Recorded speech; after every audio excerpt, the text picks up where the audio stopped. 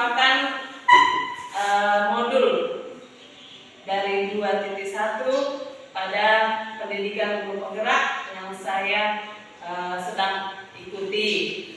Pertama-tama dulu, mari kita panjatkan puji dan syukur kepada Tuhan Yang Maha Esa, karena atas berkat dan rahmat-Nya kita bisa berkumpul di tempat ini untuk melaksanakan kegiatan ini. Alangkah baiknya sebelum kita memulainya, kita awali dengan doa, dan saya meminta kepada Ibu Agama kita untuk membawakan doanya ya Bu. Silakan Bu.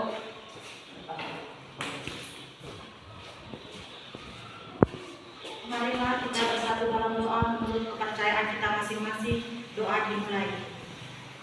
Allah Bapa kami yang bertata dalam kerajaan surga, terima kasih ya Tuhan. Biar berkat dan cinta kasih-Mu yang masih kami rasakan mulai dari malam hingga pagi hari ini ya Tuhan. Ya Tuhan, sebentar lagi kami akan memulai diskusi kami, yaitu mengenai pemahaman budaya positif ya Tuhan. Biarlah apa yang kami dapat dalam diskusi kami ini dapat kami pakaikan buat tugas kami, yaitu untuk mendidik anak didik kami ya Tuhan. Begitu juga dengan berbicara kami Ibu, kita Mariana bertarikan ya Tuhan. Kau tambah-tambahkan kepintaran bagian Tuhan, biar apa yang dia ketahui ya Tuhan dapat dibagikannya kepada kami rekan-rekan guru yang ada di putar bumi ya Tuhan. Mungkin inilah doa anakku yang kurang sempurna. Di dalam nama Yesus Kristus kami datang berdoa. Amin.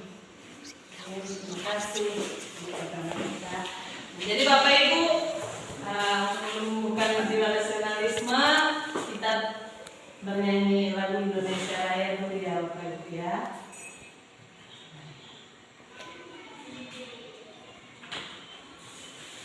Ya, kepada Bapak Guru, Bapak Lor, saya minta izin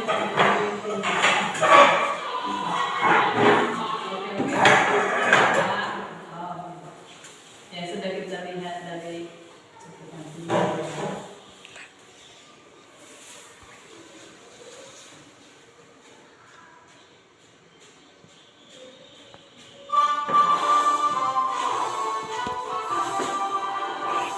Indonesia tanah airku, tanah tumpah darahku, di sana aku berdiri jadi pandu ibu.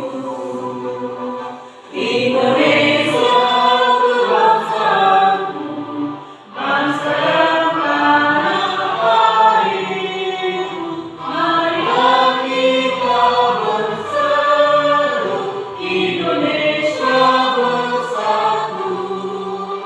Hiduplah tanahku, hiduplah negeriku, bangsaku raiku semuanya. Bangunlah jiwanya, bangunlah badannya untuk Indonesia Raya. Indonesia merdeka, merdeka, tanahku negeriku yang ku cinta. Indonesia merdeka, merdeka, hiduplah Indonesia Raya. Indonesia merdeka,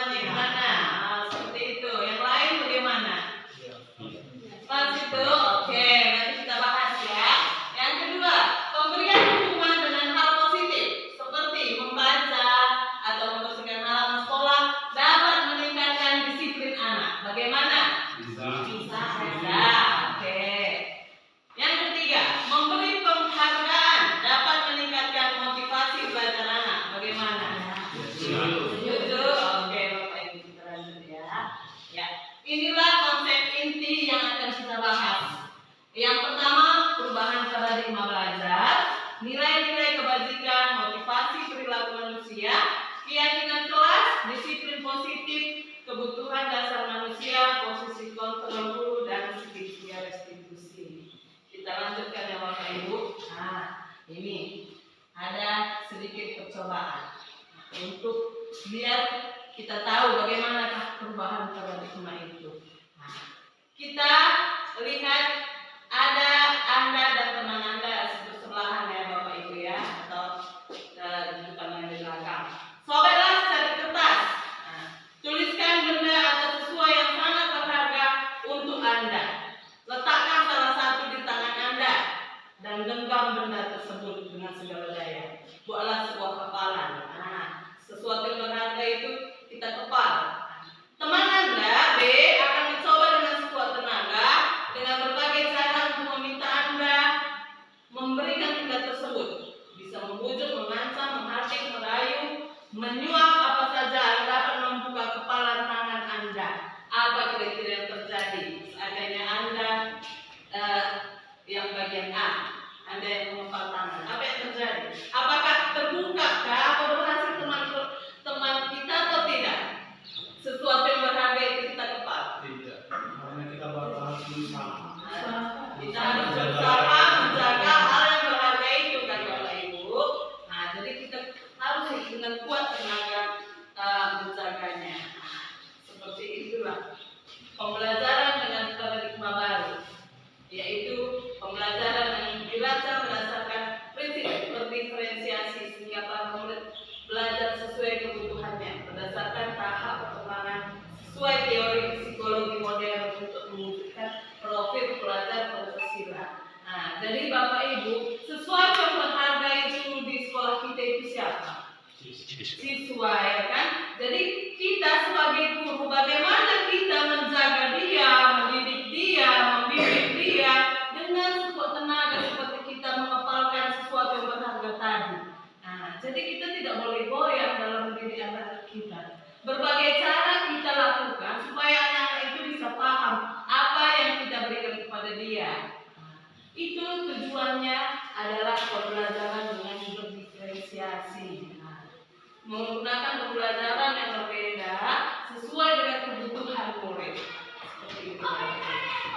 Ya, ini miskonsepsi tentang teori kontrol. Ilusi guru mengontrol murid. Nah, ilusi bahwa semua penguatan positif efektif dan bermanfaat. Ilusi bahwa kritik dan membuat rasa bersalah mampu menguatkan karakter.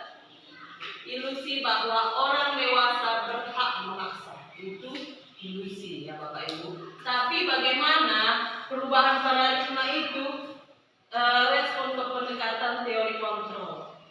Kita lihat sama-sama. Stimulus respon. Kita beranggapan selama ini realitas atau kebutuhan kita sama, atau kebutuhan anak murid itu sama. Nah, kita beranggapan seperti itu. Tetapi kenyataannya bagaimana? Realitas kebutuhan kita berbeda-beda.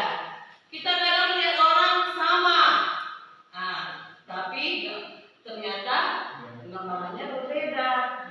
Kita ingin mencoba mengubah orang agar bisa sependapat dengan kita. Tetapi apa? Harus kontrolnya, harus apa yang kita lakukan, itu teori kontrol. Kita berusaha harus memahami pandangan orang lain tentang dunia. Kita harus menerima perbedaan. Itu teori kontrol yang harus kita lakukan. Seperti itu, Ibu ya. Nah, sekarang kita masuk ke disiplin positif. Itu disiplin positif berasal dari kata disiplina, yang artinya belajar. Nah, mengacu kepada disiplin diri. Disiplin positif merupakan salah satu penerapan disiplin yang bertujuan untuk menumbuhkan kesadaran dan memberdayakan murid tanpa imbalan, penghargaan, ancaman, hukuman. Jadi kita melaksanakan atau mengimplementasi disiplin positif itu tanpa harus kita mengharapkan apresiasi. Kita harus dari hati kita melaksanakan disiplin positif untuk bisa kita terapkan di sekolah kita ini supaya jadi pembiasaan bagi anak murid kita. Jadi kita sebagai pendidik tujuan kita menciptakan murid yang memiliki disiplin diri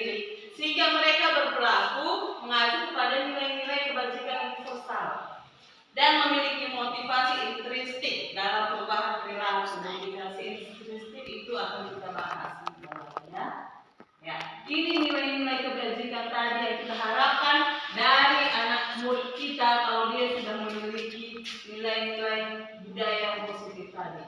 Nah, kalau kita lihat dari profil pelajar Pancasila, kan ada elemen ya Bapak Ibu, beriman bertakwa, beragama mulia, kebinekaan global, gotong royong, mandiri, kreatif, dan bernalar kritis. Kita lihat dari IBO atau PEP. Itu ada rasa toleransi, rasa hormat, itu nilai-nilai kebajikannya. Dan keterampilan hidup kita bisa lihat dari dapat dipercaya, lembut hati, pendengar yang aktif, dan tidak melupakan orang lain. Seperti itu nilai kebajikan yang kita harapkan. Sekarang kita masuk ke konsep inti kebutuhan dasar manusia. Apa saja kebutuhan dasar manusia? Nah, manusia melakukan segala usaha terbaik untuk mendapatkan apa yang mereka inginkan. Saat semua keinginan itu terpenuhi, tandanya kita telah memenuhi satu atau lebih dari satu kebutuhan dasar. Ini dia. Sebenarnya kebutuhan dasar itu kita kadang kan saya butuh, kita tidak tahu. Ternyata kebutuhan dasar manusia itu ada 5. Yang pertama bertahan hidup. Untuk bertahan hidup kita perlu makanan, pakaian, tempat tinggal, keamanan, dan kesehatan. Yang kedua, kasih sayang dan rasa diterima. Nah, bagaimana Bapak Ibu? Kita perlu kasih sayang? Perlu. Nah, karena kita makhluk sosial harus saling menyayangi dan rasa diterima. Nah, kita kan nggak mau dianggap sama orang kan? Nah, kita mau diterima. Baru kebutuhannya yang ketiga adalah penguasaan. Penguasaan itu tentang apa? Harga diri, keinginan untuk dianggap, memimpin prestasi, diakui dan didengar. Kebutuhan dasar yang kelima, kebebasan. Kita perlu kebebasan, perlu karena kita ingin mandiri, kita tidak mau selalu dikekang, kita tidak mau selalu diatur. Jadi kita ingin mandiri untuk apa? Ke arah yang positif, untuk meningkatkan kompetensi diri, meningkatkan kemampuan kita mencoba hal-hal baru. Kebutuhan dasar yang kelima, Bapak Ibu, ialah kesenangan. Kita tidak hanya mau bekerja terus kan, kita perlu juga kesenangan, bermain, kita perlu tertawa, kita tidak mau serius-serius selalu. Nah, seperti itu Bapak Ibu, itu 5 kebutuhan dasar manusia. Ya, sampai kita ke konsep inti motivasi perilaku manusia. Nah, motivasi intrinsik dan motivasi ekstrinsik itu terbagi menjadi 2. Motivasi intrinsik, in berarti dari dalam. Nah, dari dalam kita memiliki motivasi dalam diri kita. Untuk apa? Untuk menghindari ketidaknyamanan atau hukuman. Nah, seperti itu kan Bapak Ibu. Kita mempunyai niat dalam hati kita, kita ingin menjadi orang yang baik. Supaya apa? Supaya orang bisa nyaman dengan kita. Kita ingin menaati peraturan sekolah. Supaya apa? Supaya kita tidak senang tegur. Kan seperti itu juga kan? Yang kedua, untuk mendapatkan imbalan atau penghargaan dari orang lain. Karena kita seperti itu kan, kita ingin mendapat penghargaan. Kita ingin berkompetensi, meningkatkan kompetensi dengan mengikuti diklat. Kita mendapat sertifikat, itu berguna untuk kompetensi kita. Itu penghargaan tadi. Atas apa jerih yang kita lakukan. Lalu bagaimana dengan motivasi ekstrinsik? Motivasi yang muncul dari luar. Untuk menjadi orang yang mereka inginkan dan menghargai diri sendiri dengan nilai-nilai yang mereka percaya. Jadi untuk orang lain senang sama kita, menghargai kita pun harus melakukan sesuatu hal, motivasi diri kita supaya diterima oleh orang lain. Kita tidak mau berbuat semena-mena. Jadinya kan orang lain pun tidak segan sama kita gitu. Itu motivasi. Diinginkan selalu untuk berbuat baik, berbuat positif. Ya Bapak Ibu, kita lanjut. Ya, ini konsep inti selanjutnya tentang hukuman, konsekuensi, dan segitiga restitusi. Hukuman dan konsekuensi. Apakah sama selama ini anggapan kita hukuman dan konsekuensi?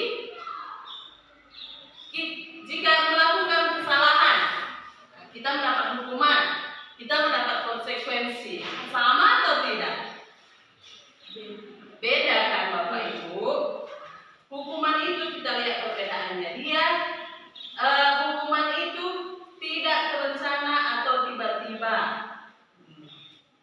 Kalau konsekuensi terencana atau disepakati. Hukuman, murid tidak tahu apa yang akan terjadi, tidak dilibatkan. Konsekuensi, murid tetap dibuat tidak nyaman.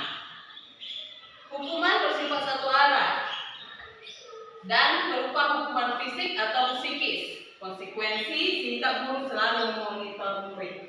Contohnya, kita buat anak-anak murid tidak mengerjakan PR.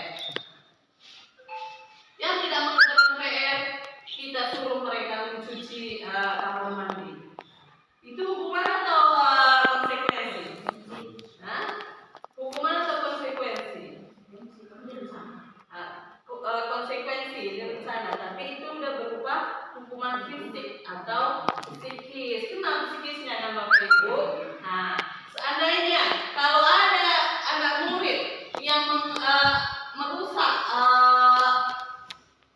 buku temannya, nah, kita suruh dengan menolehnya, memperbaikinya, itu hukuman atau konsekuensi? Konsekuensi itu yang harus diterimanya dari apa yang dilakukannya. Ini pun ada segitiga distribusi bagaimana menciptakan kondisi murid untuk memperbaiki kesalahannya yang kita lihat selanjutnya ya Bapak Ibu. Kita lihat sama-sama. Yang pertama, mencatat 100 kali di dalam buku kalimat. Saya tidak akan terlambat lagi karena terlambat ke sekolah. Itu hukuman atau konsekuensi? Mencatat 100 kali di dalam buku kalimat. Saya tidak akan terlambat lagi karena terlambat ke sekolah. Nah, kira-kira bagaimana ya Bapak Ibu? Hukuman atau konsekuensi? Baiklah, saya katakan dulu ya. Hukuman dan konsekuensi. Hukuman itu dilakukan dia tidak menghasilkan nilai-nilai kebajikan. Contohnya push up. Apa nilai kebajikan yang didapat di situ? Nilai kebajikan tadi kan merasa sayang, rasa sabar, tanggung jawab. Nah, kalau dia push up, itu kan hukuman. Nah, tapi kalau konsekuensi, kita suruh tadi anak murid tadi memperbaiki buku temannya yang rusak, itu kan apa nilai kebajikan yang didapatkan? Tanggung jawab. Itu konsekuensi ya. Lari mengelilingi lapangan basket 2 kali karena terlambat hadir di sekolah. Itu apa Bapak Ibu? Hukuman. Murid diminta push up 15 kali karena tidak menggunakan masker. Hukuman. Mengganti tugas teman yang telah dicoret-coret. Konsekuensi ya. Membersihkan tumpahan air di meja karena kesenggol pada saat belajar. Konsekuensi, mantap. Murid disuruh mengenakan sepatu seharian di sekolah karena tidak melepaskan karena tidak mengenakan sepatu hitam. Apa Bapak Ibu? Ayo. Murid disuruh mengenakan itu sama ketik, melepaskan sepatu seharian di sekolah karena tidak mengenakan sepatu hitam. Hukuman. Iya, tidak ada nilai kebajikan yang didapat di situ. Iya, Bapak Ibu. Nah, ini perbedaan hukuman dan konsekuensi. Ya, kita masuk ke 5 posisi kontrol guru. Bagaimanakah 5 posisi kontrol guru? Posisi kontrol artinya adalah apa yang kita lakukan, tindakan apa, apakah kita posisi kontrol yang kita lakukan sebagai penghukum, pembuat rasa bersalah, teman, pemantau, atau manajer. Ada 5 posisi kontrol guru. Ya, penghukum. Saya jelaskan dulu Bapak Ibu. Penghukum dia ciri-cirinya bernada kasar, membentak-bentak dia, membentak-bentak, menunjuk-nunjuk. Kita lihat, guru menghardik, menunjuk, menyakiti, menyindir. Umpamanya ada yang terlambat, kamu terlambat. Kenapa kamu terlambat? Kita langsung membentak tanpa kita meminta alasannya dulu. Itu sebenarnya kita lakukan itu posisi kita sebagai penghukum. Yang kedua, membuat orang merasa bersalah. Bagaimana tindakan guru selama ini? Coba kita koreksi Bapak Ibu. Apakah kita pernah mengatakan seperti ini kepada murid? Umpamanya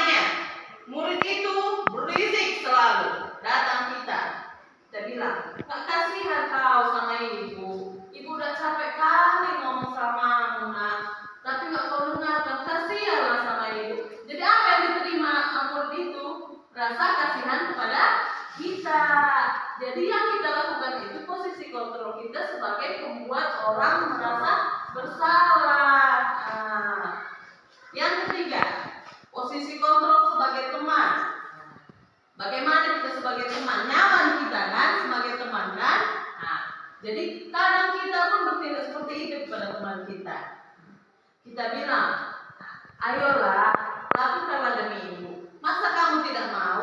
Ingat nggak, ibu pernah bantu kamu loh. Kan teman seperti itu kan? Itu kita lakukan juga kepada murid kita. Jadi posisi kontrol seperti itu berarti posisi kontrol kita itu sebagai teman. Posisi kontrol yang keempat, pemantau. Kalau pemantau itu Bapak Ibu, ciri-cirinya dia bekerja sesuai konsekuensi atau sesuai aturan. Sesuai aturan, kita hanya menanyakan aturan pada murid. Umpamanya ada murid kita melakukan kesalahan. Apa kamu tahu aturannya? Kamu masih ingat aturannya? Murid mengatakan guru peraturan dan hukum di dunia. Maksudnya seperti itu Bapak Ibu. Setiap ada murid kesalahan, kita bekerja sesuai aturan. Peraturannya kan seperti ini, nak. Jadi kamu harus begini. Jadi seperti itulah pemantau.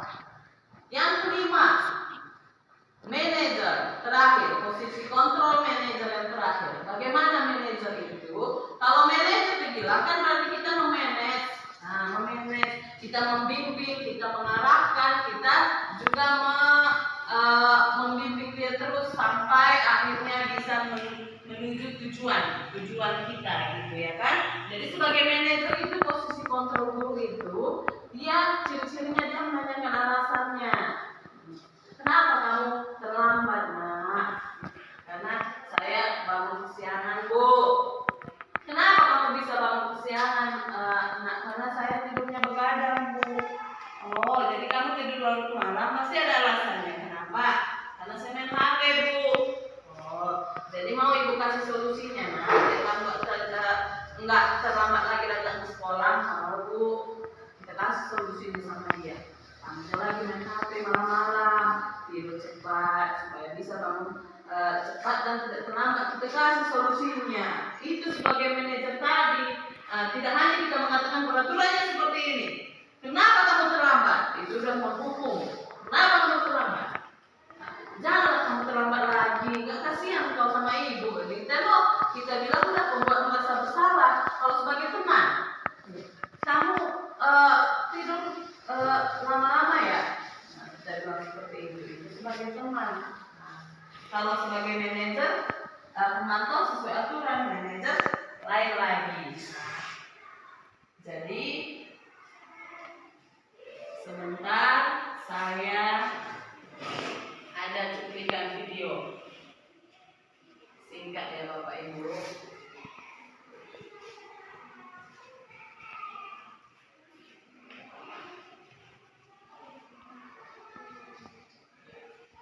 Tentang posisi kontrol tadi,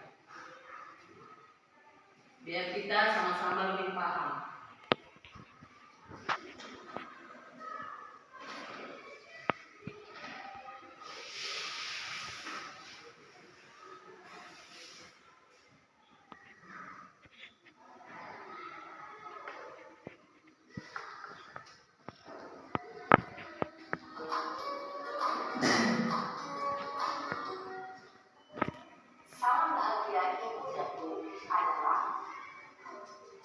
Kita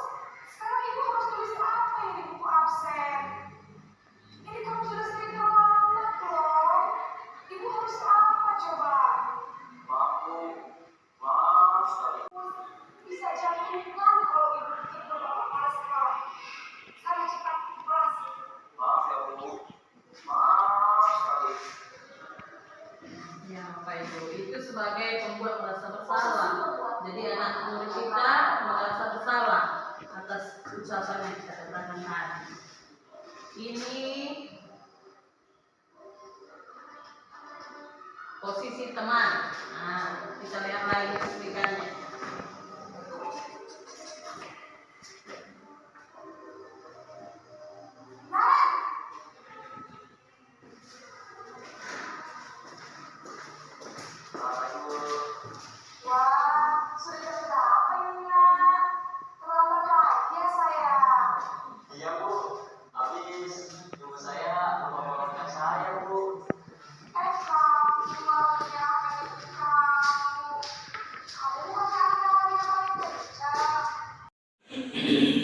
Itu tadi sebagai teman. Kita lanjut ya.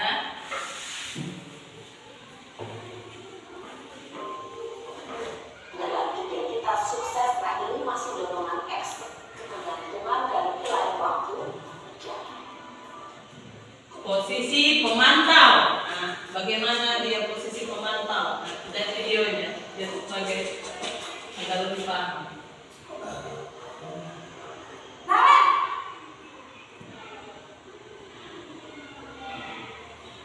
Selamat pagi, Bu. Naren, apa peraturan sekolah kita tentang jam berapa kita harus masuk sekolah? Kita harus di sekolah jam 7, Bu.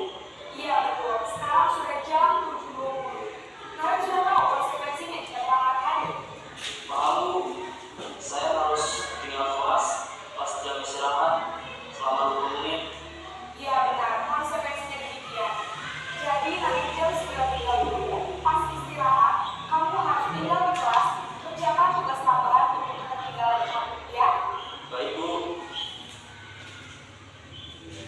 Ya, Bapak Ibu.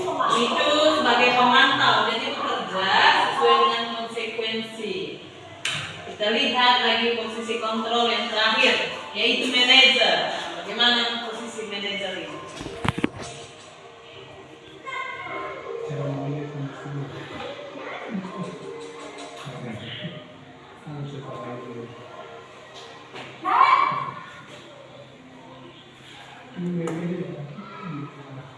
Selamat pagi, Bu. Selamat pagi, Naren. Maaf, Bu. Saya terlambat. Ya, sekolah masuknya jam 7, sekarang sudah jam 7.20. Jadi sekarang bagaimana ini, Naren? Maaf, Bu. Saya lupa alarm saya semalam. Baiklah, menurut kamu, keyakinan sekolah yang mana yang perlu kamu tingkatkan?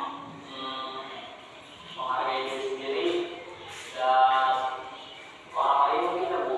Setuju. Jadi, apakah Naren meyakini prinsip saling menghormati tersebut? Iya, Bu. Saya meyakininya. Apakah Naren bersedia memperbaiki masalah kekeluargaan ini? Bersedia, Bu. Bagaimana kamu akan memperbaiki masalah kekeluargaan ini? Saya akan coba untuk tidak lupa menyetel alarm saya, Bu. Baik, kalau Naren mempunyai alarm di rumah, ada orang yang kira-kira bisa bantu mengingatkan tidak? Ada, Bu. Kakak saya, Kak Emma. Ada lagi selain Kak Emma? Selain Kak Emma, ada ibu saya. Baik, jadi yang mengingatkan Naren adalah Kak Emma dan ibu kalian. Kira-kira akan mulai sekarang kapan nih, Naren? Setelah pulang sekolah, akan segera saya lakukan. Baik, jadi Naren akan setel alarm untuk bangun besok pagi dan akan diingatkan oleh kakak dan ibunda Naren ya. Ada lagi yang mungkin perlu dilakukan Naren agar tidak terlambat bangun lagi. Tidak ada, Bu. Baik Naren, terima kasih untuk kerjasama kamu. Sekarang kamu perlu kembali ke kelas untuk belajar. Baik, Bu. Terima kasih. Baiklah Bapak Ibu, bagaimana setelah kita melihat video tadi? Nah, lebih paham kita bagaimana posisi kontrol sebagai guru ya kan? Ya, jadi posisi kontrol manajer dia membuat murid itu menjadi nyaman, bersemangat, dan mengetahui apa kesalahannya dan bagaimana kita memberi solusi kepada murid untuk bisa murid itu tidak mengulangi kesalahannya lagi. Nah, jadi baiklah kita lihat contohnya ya. Hormat bendera 1 jam. Oh, berarti posisi kontrol kita sebagai apa? Penghukum. Iya. Berapa kali kalau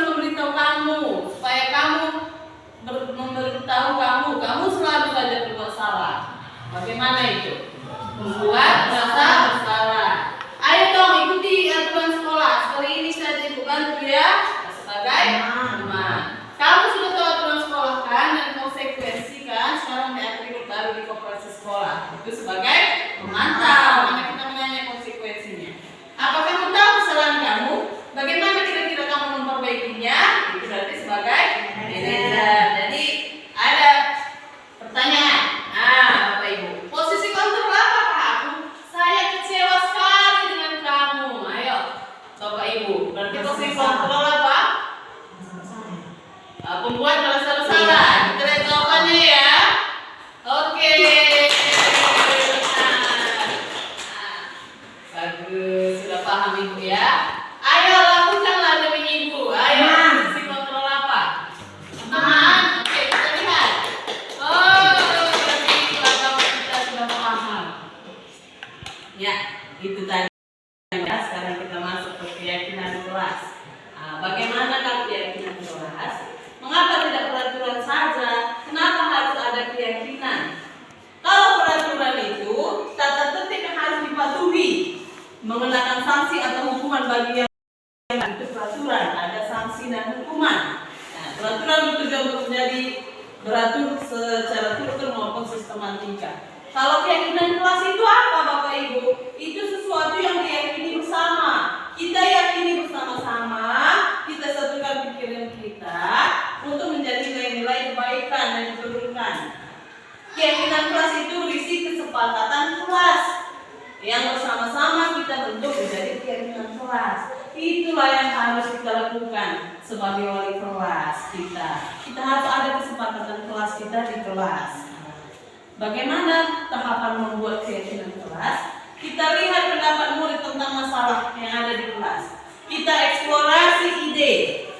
Ambil kesimpulan, ubah ide itu menjadi keyakinan. Setelah kita dapat keyakinan kelas kita tanda tangan kontrak, artinya murid-murid kita di kelas itu menandatangani keyakinan itu. Supaya semuanya melaksanakannya.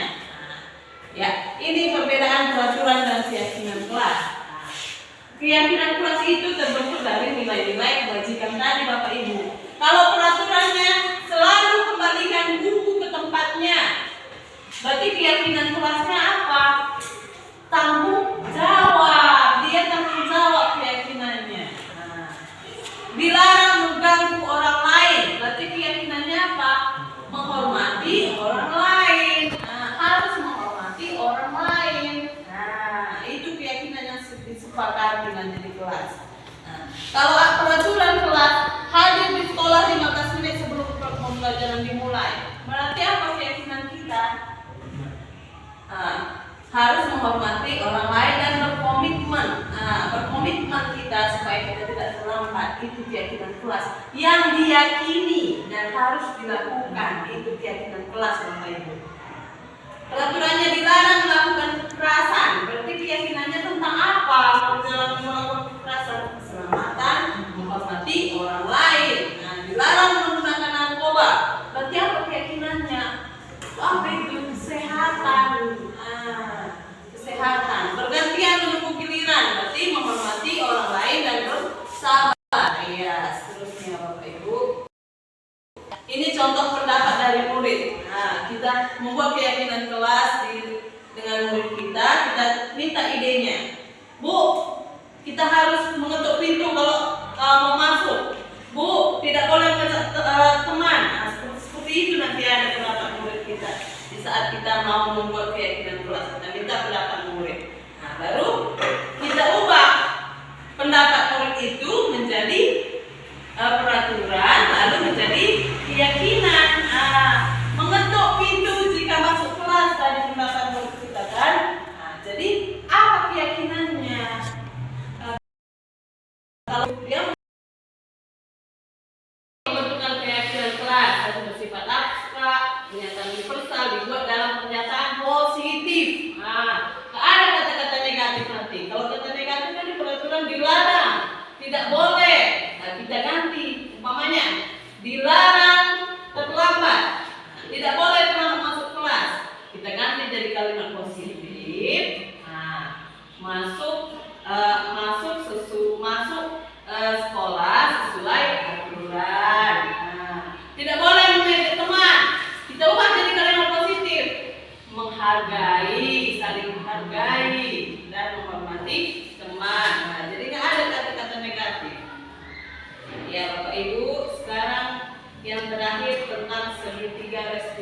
restitusi. Ya, jadi saya ingin bertanya dulu kepada Bapak Ibu. Bagaimanakah posisi kontrol yang sudah kita pelajari? Apa yang cocok kepada kita sebagai guru? Posisi kontrol yang mana? Teman tahu Yang mana Bapak Ibu? Manajer kan? Iya, sebagai manajer kita tanyakan, kita yakini dulu bahwa dia melakukan kesalahan, baru kita perbaiki kesalahannya dan kita kasih solusinya. Jadi kita menuntun anak-anak tersebut. Nah, jadi bagaimana dengan melakukan segitiga restitusi? Ini segitiga restitusi Bapak Ibu. Ini yang harus kita lakukan dalam memperbaiki mengarahkan siswa yang melakukan kesalahan. Nah, yang pertama dengan menstabilkan identitas. Bagaimana kita menstabilkan identitas? Kita berprinsip bahwa kesalahan itu adalah bagian proses pembelajaran. Itu yang kita arahkan ke murid kita. Jadi pertama yang kita lakukan, kalau anak murid kita melakukan kesalahan, kita langsung kita bentak. Kita yakini dulu mereka bahwa anak itu memang melakukan kesalahan dan itu sebagai proses. Dengan kata-kata apa? Nah, berbuat salah itu wajar. Tidak ada manusia yang sempurna. Ibu juga pernah loh melakukan kesalahan. Jadi anak-anak itu tidak gaul. Jadi, berarti kesalahan itu wajar. Ada niat nanti dia untuk memperbaikinya. Yang kedua, validasi tindakan yang salah. Langkah kedua, kita memvalidasi tindakan yang salah. Kita berprinsip bahwa perilaku berusaha memenuhi kebutuhan tersebut. Untuk apa?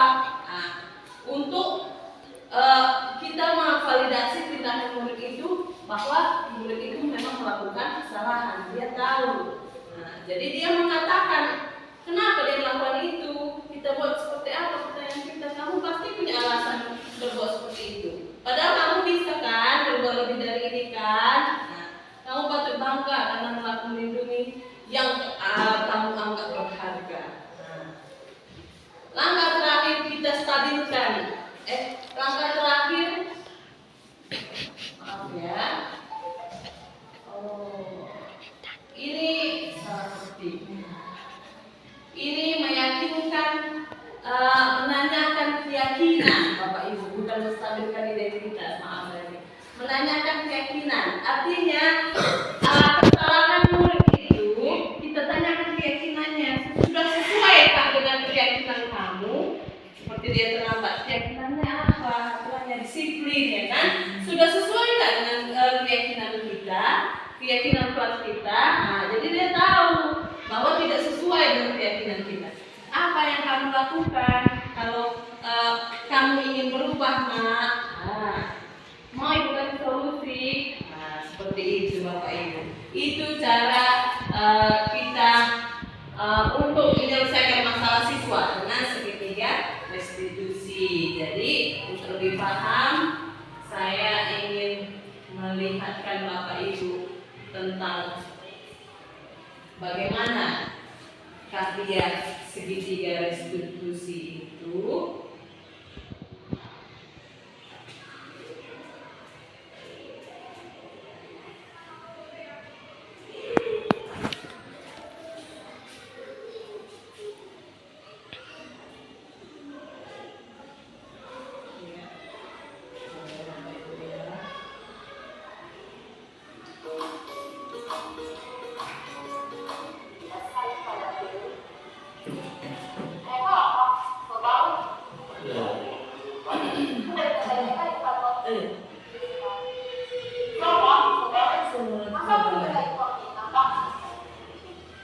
Distabilkan identitas ini anak murid yang melakukan kesalahan.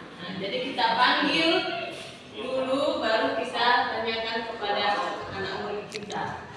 Yang pertama menstabilkan identitas. Masa aku dikatain uang kita, Pak? Ya aku marah, Pak. Aku dari dikatain dia kan di depan kelas.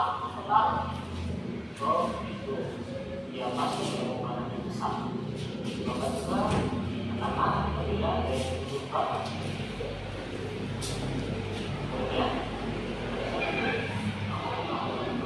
ya saya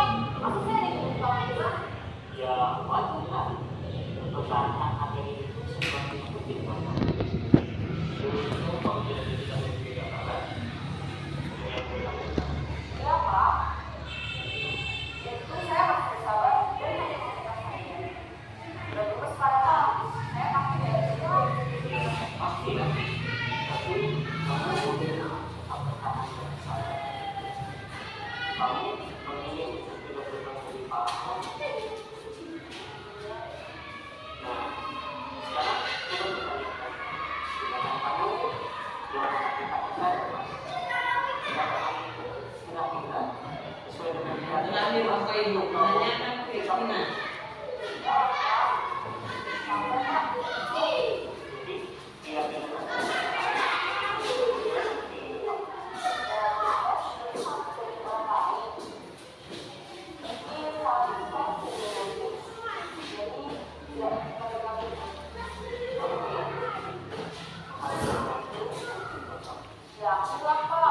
Iya, sama. Namun ada juga keyakinan nanti yang disebut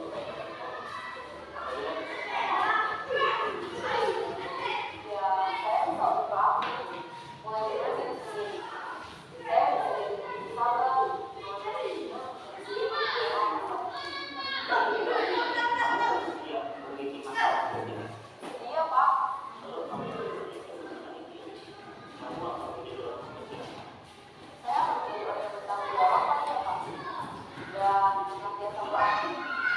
iya, menurut kamu bagaimana rasanya menjadi orang seperti itu? Baiklah, yuk kita berikan bagaimana memperbaiki masalah ini. Ya, itu dia Bapak Ibu ya. Itu dia caranya menyelesaikan masalah siswa dengan segitiga restitusi. Jadi yang pertama kita stabilkan dulu identitasnya.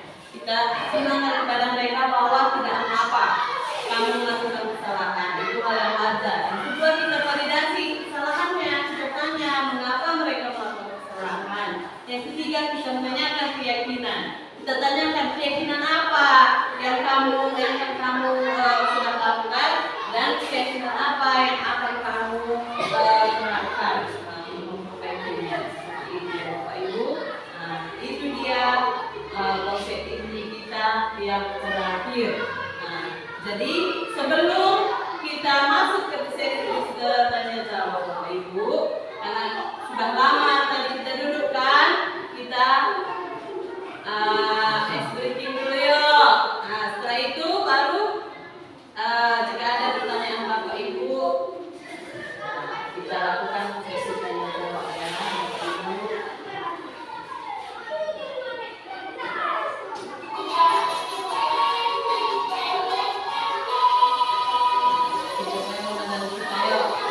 Semuanya duduk yuk.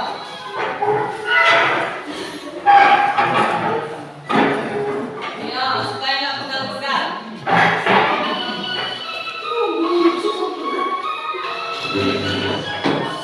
Yang berangkat dulu.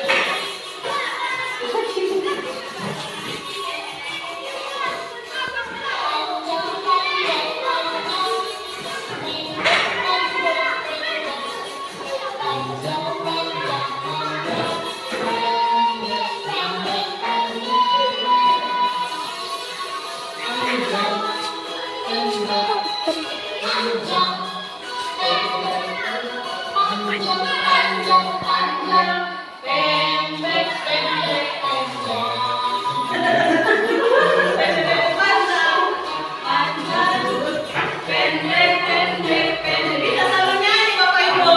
Panjang, panjang, pendek, pendek, pendek. Panjang, pendek, panjang, pendek, pendek. Panjang, panjang, panjang, pendek, pendek, pendek. Panjang. Ya, goyangkan lagi badannya.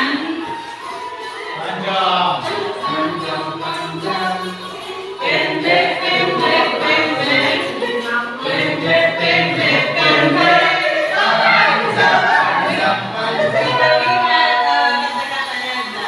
Panjang, pendek, panjang, pendek. Panjang, panjang, panjang. Pendek, pendek, pendek. Panjang, panjang, panjang. Pendek, pendek, pendek. Panjang, pendek, pendek. Panjang, panjang, panjang. Panjang, pendek, panjang, pendek. Panjang, panjang, panjang. Pendek, pendek, pendek.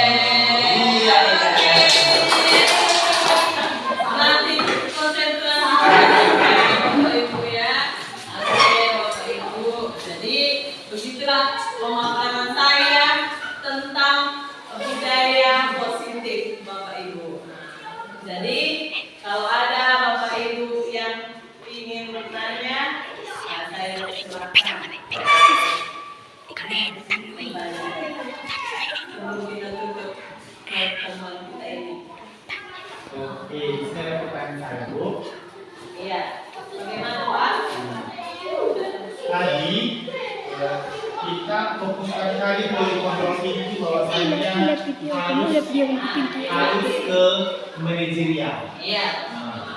Tapi kalau saya lihatkan teman kita sebagai teman sama pemantau juga itu juga bisa berhasil, gitu. Karena saya lihat juga tadi slide, kalau yang gagal itu yang gagal itu adalah penghukum dan merasa bersalah. Jadi karena saya lihat juga tadi ada juga tadi upaya intrinsik sampai ekstrinsik. Kalau intrinsik tadi itu dari dirinya itu masuk ke manajerial. Tapi kalau ekstrinsik itu dari dia sebagai teman dan pemantau. Makanya saya apakah perlu diklarifikasi bahwasannya teori kontrol itu bukan hanya cuma manajerial, tapi bisa juga sebagai teman dan pemantau. Oh ya. Terima kasih Bapak Ibu. Terima kasih pertanyaannya ya Pak ya. Saya jawab langsung ya. Tentang posisi kontrol itu, Bapak Ibu. Sebenarnya tidak ada yang salah posisi kontrol itu. Semuanya posisi kontrol itu mengarahkan anak untuk berbuat yang baik atau mendisiplinkan anak. Sebagai penghukum pun kan ada dia hukumannya, tujuan kita sama. Jadi hanya tingkatannya saja yang berbeda Bapak Ibu. Jadi tingkat keberhasilan yang paling bisa dikatakan berhasil itu tingkat manajer. Seperti kita buka slide-nya ya Bapak Ibu. Identitas gagal itu dikatakan penghukum dan membuat orang merasa bersalah. Kenapa? Karena tidak ada jalan keluarnya atau nilai kebajikan yang akan dihasilkan. Kalau kita hukum anak dengan push up, dia akan hanya capek. Besok pun diulanginya lagi. Di push up-nya nanti gitu aja. Nggak ada nilai kebajikannya. Semua orang merasa bersalah, cuma dia merasa bersalah kepada kita. Tidak ada akhirnya apa yang didapatkan oleh murid.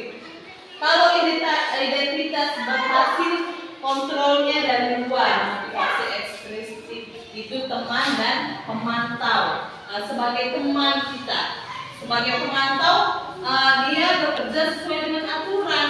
Memang anak itu melakukan aturan yang melakukan tindakan sesuai aturan, jadi anak itu disiplin.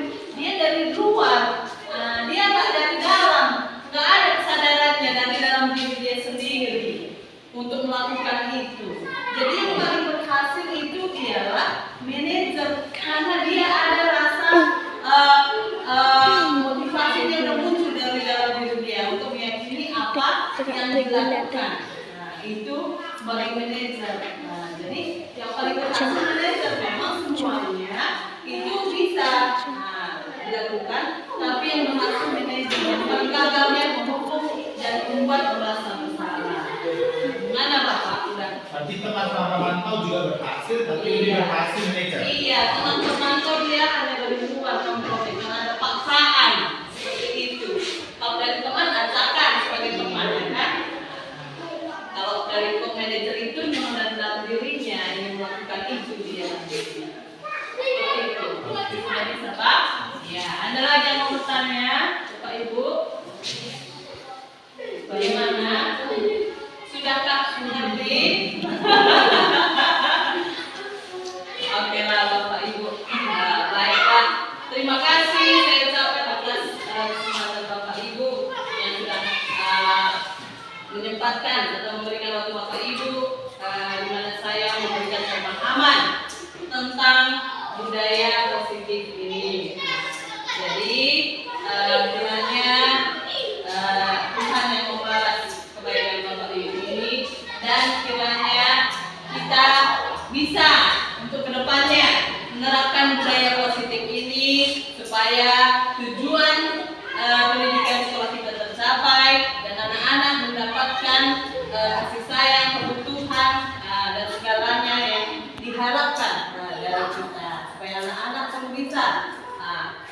selalu berbudaya positif, disiplin terhadap peraturan, dan melakukan hal-hal yang baik.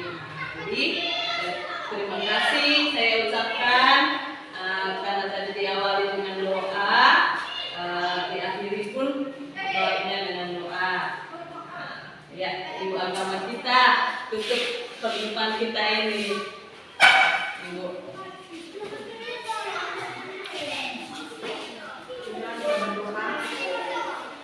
Terima kasih ya Tuhan buat sebagian dari diskusi kami ini yang baru kami dengar dari Ibu Maria dan kalian. Biarlah apa yang kami diskusikan tentang budaya positif dapat kami pakaikan buat tujuan pendidikan kami, bagaimana kami cara mengajar kami, mendidik anak murid kami ya Tuhan, khususnya buat kami guru-guru yang ada di SD kita Burung ini. Biarlah Tuhan selalu yang bekerja Tuhan buat mendidikan kami ya Tuhan, supaya kami dapat melaksanakan apa yang telah kita berikan kepada kami. Mungkin kami juga bentar lagi akan berdoa Tuhan, Kau saja melindungi segala kegiatan kami satu hari ini. Hanya itu anakmu sampaikan, terima dan sempurna pada ini. Amin. Amin.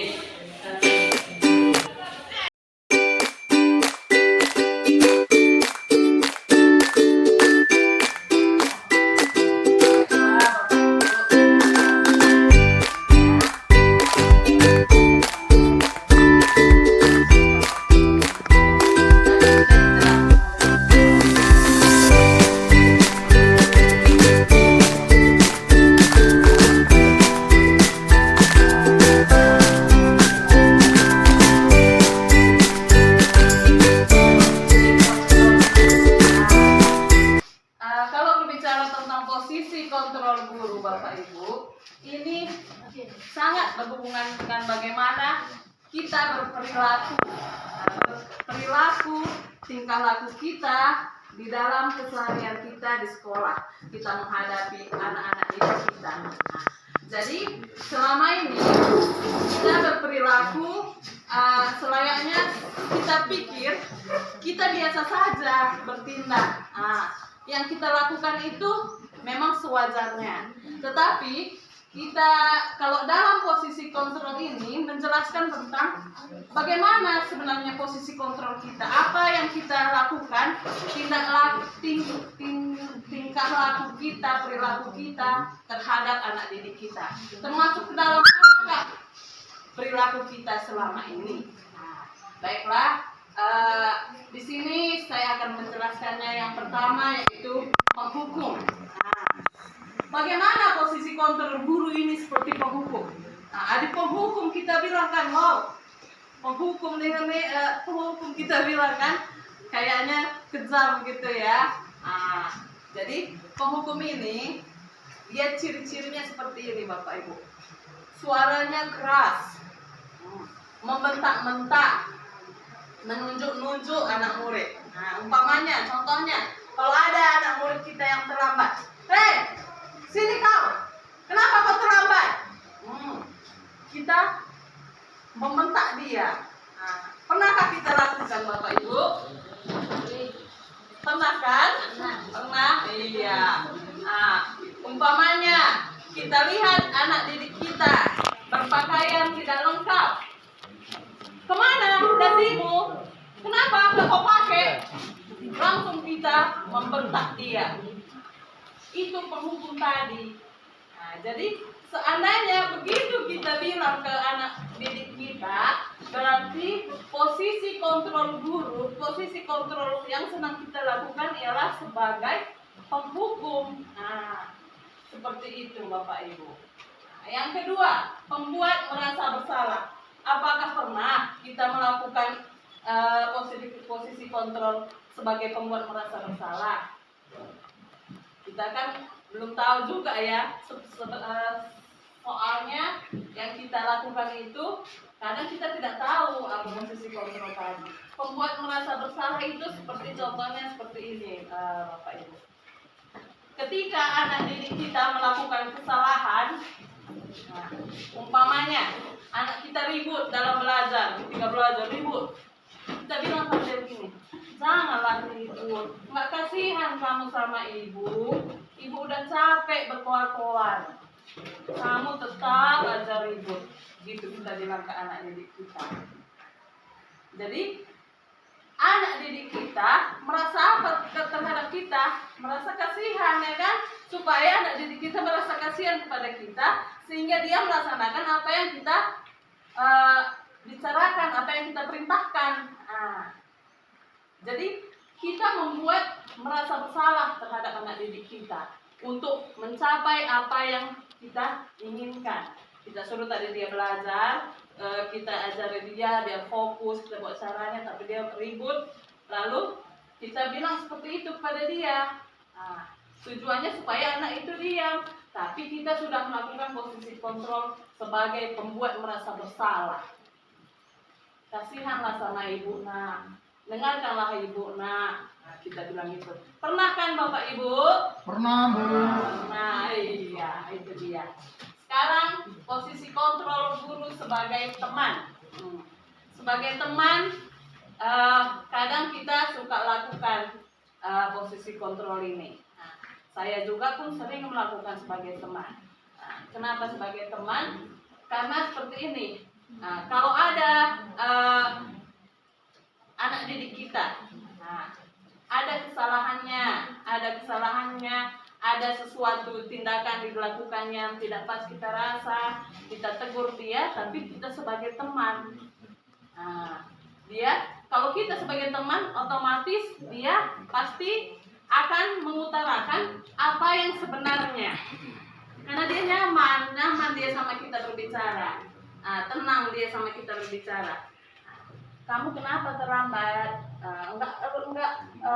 Rupanya kamu bangun cepat. Enggak, Bu. Kenapa rupanya? Kenapa? Semalam tidurnya bagaimana? Itu sebagai teman, menjelaskan, menanyakan sebagai dia merasa nyaman terhadap kita. Itu posisi kontrol guru sebagai teman.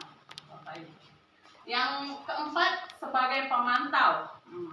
Bagaimana Kak sebagai pemantau? Kalau sebagai pemantau ini ciri-cirinya perilaku kita berdasarkan aturan. Kita melaksanakan, berperilaku, bertindak sesuai dengan aturan. Umpamanya ada anak-anak yang terlambat. Kalau sebagai penghukum tadi kita langsung membentak, melotot, memarahi. Kalau sebagai pemantau tidak. Seperti ini dia. Mari nakku. Apa Bu? Kenapa kamu terlambat? Kamu tahu aturan sekolah kita? Kamu tahu konsekuensinya itu seperti apa? Seperti itu kalau pemantau. Kita mengatakan aturannya dan konsekuensinya. Peraturan sekolah apa? Kita tanyakan. Konsekuensinya apa? Kita tanyakan. Berlandaskan peraturan dan konsekuensi. Yang kelima adalah manajer. Kalau manajer kan tahu Bapak Ibu kan, kalau seorang manajer membimbing baru membuat jalan supaya semuanya berjalan dengan baik. Posisi kontrolnya.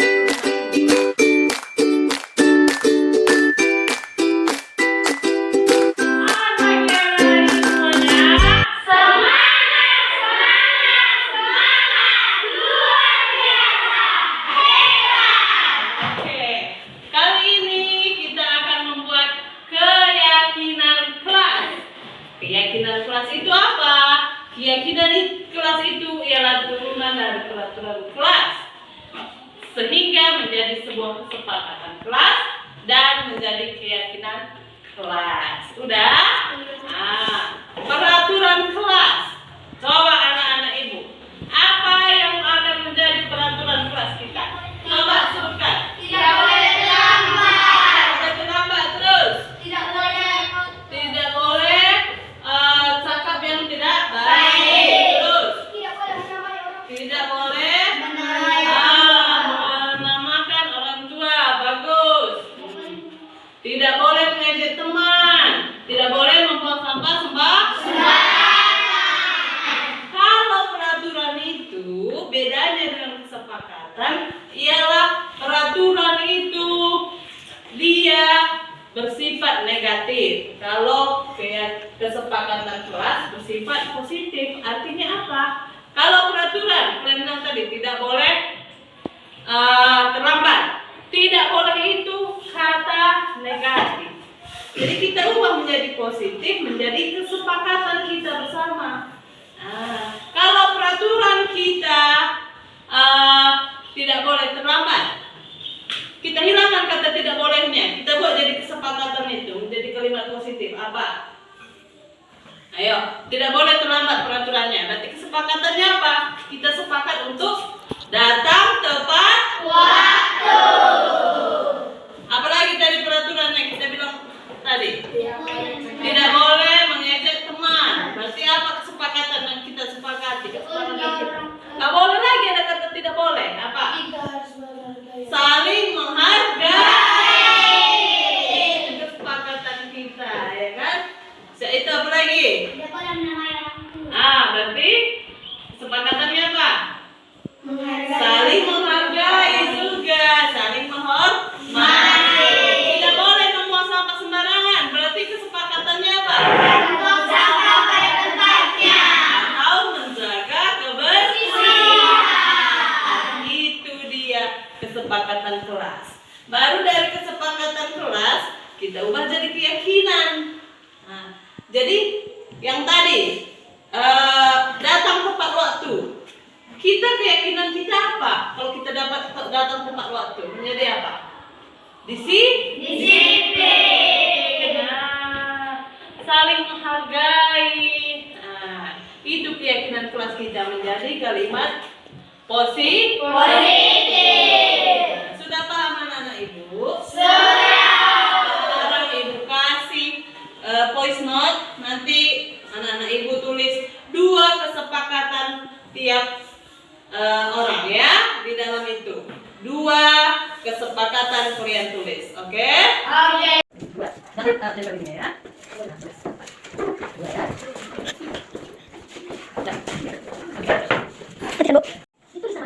Nggak usah.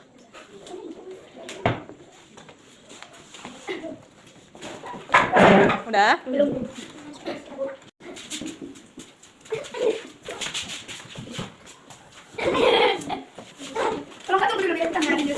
Nggak usah, kayak biarkan aja udah.